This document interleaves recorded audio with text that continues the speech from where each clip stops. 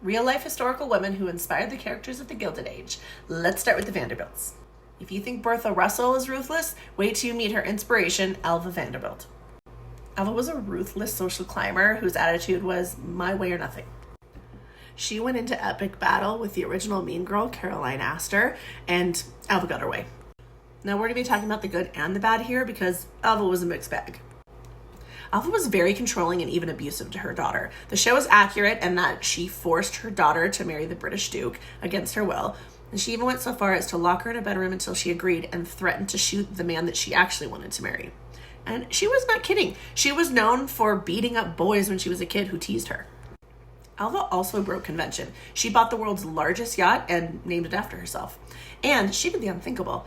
She divorced her husband, which was unheard of in high society in New York.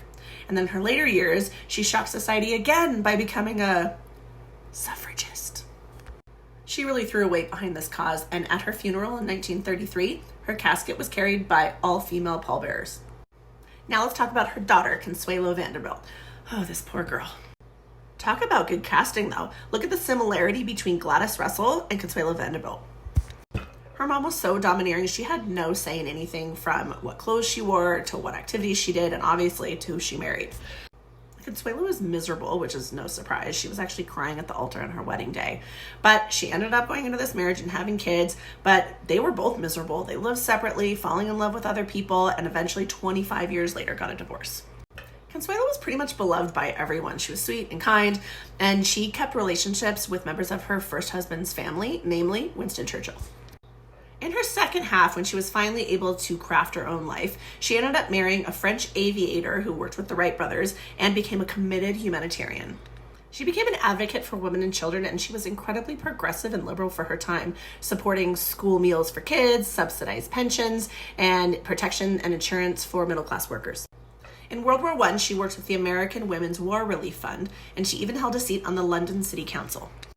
She helped build a well-renowned hospital outside Paris that focused on middle-class workers. Now, I want you to think about this for a second. This incredibly privileged, wealthy woman who never had to do anything for herself her entire life, she chose to focus on women and children and workers. I love that. Why don't we talk about that more? Now, her mother, Alva, came around in her older years, supporting her annulment and even admitting that she forced her into this marriage against her will. In 1953, Consuelo became a published author when she published her memoir, The Glitter and the Gold. Next up, we're going to talk about the Gilded Age swindler. Want more badass women in history? Like, follow, and check out my books.